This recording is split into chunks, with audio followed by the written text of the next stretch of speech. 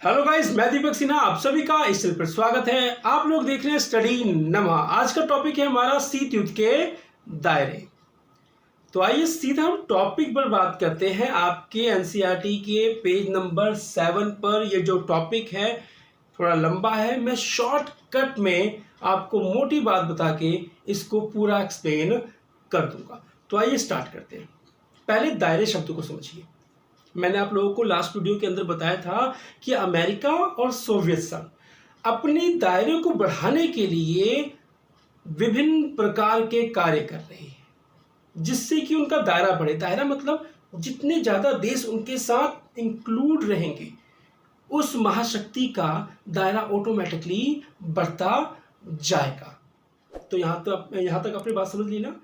दायरा यानी कि अपना विकास करना, अपने क्षेत्र को बढ़ाना। क्षेत्र मतलब देशों की संख्या के साथ अपने क्षेत्र को बढ़ाना। तो दायरा का मतलब ये। तो अब मैंने सब पॉइंट से पूरे पैराग्राफ को सॉल्व किया है। तो चलिए स्टार्ट करते हैं। पहला, अनेक संकट का सामना। अमेरिका सोवियत संघ 1945 में ये दोनों और 1990 तक अनेक समस्याओं का सोवियत संघ ने और अमेरिका ने सामना किया। वो किस किस प्रकार की समस्या? जैसे Korea, Berlin, Congo, Vietnam, Afghanistan. इन देशों के अंदर सोवियत संघ का भी रुझान था, अमेरिका का भी रुझान था। इन देशों को वो अपने लिए इस्तेमाल करना चाहते थे, यानी कि इन देशों का अपने गुट में शामिल होना, यानी कि किसी महाशक्ति का दायरा बढ़ना अपने प्रतिद्वंदी के खिलाफ। आगे, दोनों के बीच गलतफहमियां बढ़ी। देखो, दायरे में बहुत सारी चीजें डीपली दे रखी हैं। अब गलतफहमी का वर्ड मैं बता रहा हूं, इसके अंदर गलतफहमी। आप लोगों को मालूम ना कि 1945 के बाद दो महाशक्तियां, और इन दो महाशक्तियों का काम था छोटे छोटे देशों के साथ अपने संबंध को बनाना, उनको अपने खेमे में शामिल करना। गलतफहमी, अब देखो, बाय चांस एग्जाम्पल के तौर पर आपकी बुक के अंदर भी दे रखा है, कोई एक ऐसा देश है जो अमेरिका के साथ तो जुड़ा हुआ है, मगर इसकी सोवियत संघ से बहुत ही जबरदस्त तरीके से दुश्मनी है, एक पर्सनल इसकी दुश्मनी है। क्या हुआ? अमेरिका को तो मालूम है कि वो सोवियत संघ के साथ डायरेक्ट वार नहीं कर सकता, लेकिन इस देश ने चोरी छुपे सोवियत संघ के ऊपर कोई मिसाइल छोड़ दी। अब मुझे बताइए, सोवियत संघ क्या समझेगा कि अमेरिका ने ये मिसाइल छुड़वाई है? तो क्या स्टार्ट होगा? डायरेक्ट युद्ध। इस प्रकार की गलतफहमियां पूरे इस शीत युद्ध के दौरान दोनों के बीच में रही, और इन गलतफहमियों को संभालते हुए, देखते हुए ये आगे बढ़े।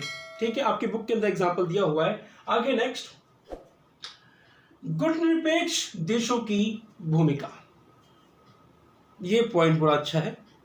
गुटनिरपेक्ष देशों की भूमिका। मैंने आपको बताया ना कि दोनों महाशक्तियां, Congo, Berlin, Congo, Vietnam, Afghanistan, इनके बीच में ये पड़ रही थी। ऐसी स्थिति आ रही थी इन देशों के बीच में कि यह अनुमान लगाया जा रहा था कि युद्ध होगा, मगर शांत करने के लिए गुटनिरपेक्ष के देशों ने भी एक अहम भूमिका निभाई थी।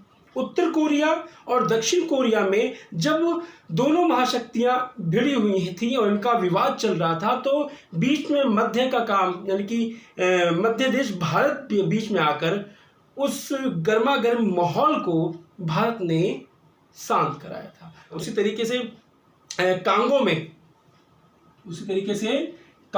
उस टाइम के संयुक्त राष्ट्र संघ के महासचिव ने अपनी अहम भूमिका निभाई, और सोवियत संघ और अमेरिका इस कांगो के बीच में एक मध्य भूमिका महासचिव ने निभाकर शांत कराया। यहाँ तक कि यह कहा जा रहा था इन देशों के बीच में जब विवाद चल रहा था सोवियत संघ और अमेरिका को लेकर कि थर्ड वर्ल्ड वार होना है और हो जाएगा, मगर हालांकि ऐसी नौबत नहीं आई।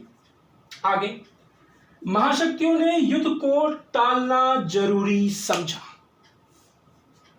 महाशक्तियों ने युद्ध को टालना जरूरी समझा। बिल्कुल, जब उनको मालूम चल गया कि हम दोनों की डायरेक्ट फाइट से सिर्फ विनाश ही होने वाला है और ये भी मालूम नहीं चलने वाला कि हम दोनों में से जीता कौन, तो भलाई उसी में ही है कि युद्ध से पीछे रहें।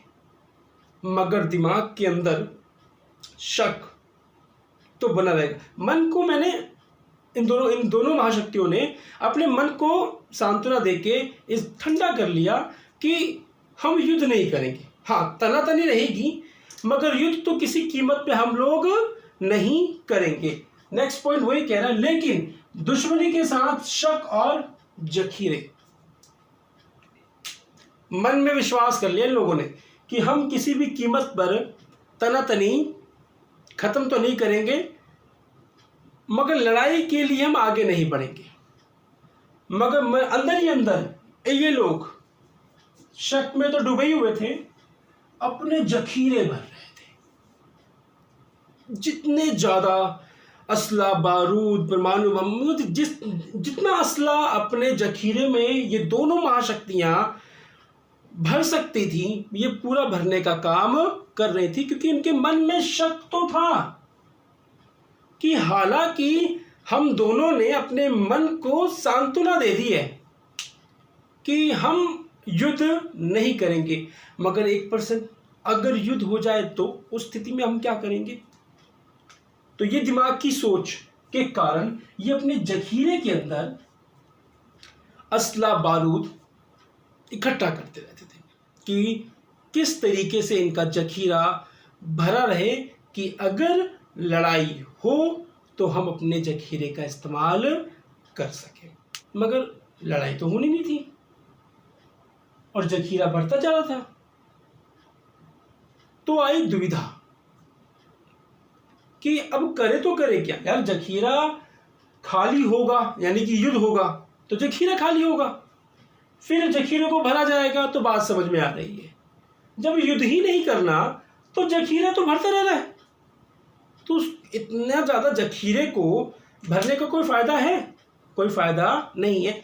इसी कारण बुक से कहा देता हूं, इन्होंने 3 प्रकार की संधियां करी।